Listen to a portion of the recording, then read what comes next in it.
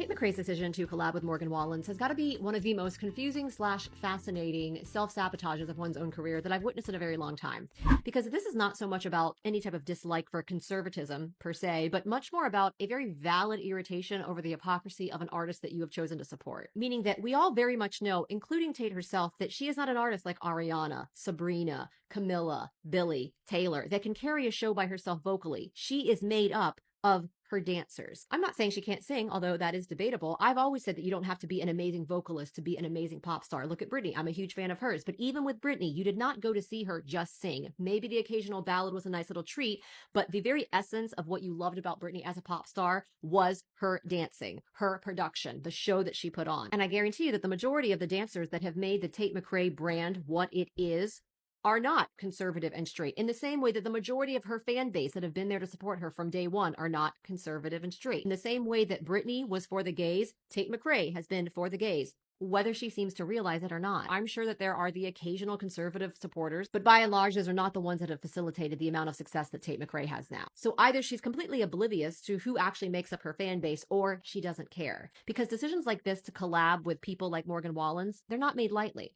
Her and her team absolutely considered the potential backlash of a collaboration like this, and moved forward anyway, which is basically sending the message that her current fan base now is expendable, because for some reason, they wanted to expand their fan base and align with Morgan Wallen's. And it is an intentional move to expand your audience, because if it wasn't, we wouldn't be talking about this, because it wouldn't be such a big deal, because that would already be her fan base. The existence of the public controversy itself is proof of the intention. And the thing is, even if she were to backtrack this collaboration, the statement has already been made. She has already given us a very clear glimpse into who she really is. For a lot of her fans, it very much feels like a betrayal, a stab in the back, if you will. I'm sure in the same way that a lot of Billy Ray Cyrus's conservative fans were feeling when he teamed up and collabed with Lil Nas X and the Satan worshiper. But in the same way that if you were indeed a conservative religious fan of Billy Ray Cyrus, you had every right to feel a little disappointed in his decision to collab with Lil Nas X, so do fans of Tate McRae. It's almost like if your fans, the ones that have made you who you are, if they're really so truly expendable to you and so replaceable, then fine, go do your thing. But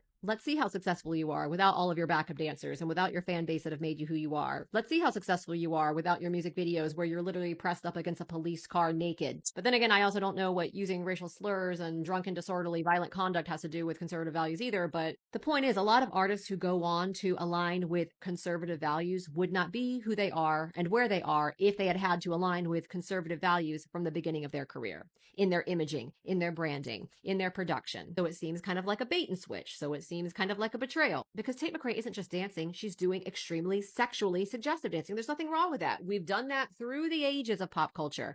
But that is what she's doing, in the same way that she's very much capitalizing off of extremely sexual imaging, like she did in her It's Okay video. So again, it's really not about whether you're conservative or not. One can just logically understand as a consumer how her decision to suddenly align with someone who's been very public about being against everything that her fan base is for would be a little upsetting. And honestly, Chapo Rowan's right on that edge too. But honestly, if this were even like 5 years ago, it might be a different situation. But especially with everything going on right now in the climate, this was a bold statement. And she's made it very clear that she doesn't care, but in a lot of ways, she's not only losing fans, she's gaining active haters. And who knows, her duet with Morgan Wallen's might catapult her into the stratosphere of like some other type of success. But again, that's not the point. The point is that she has made it very clear that this was all worth the risk.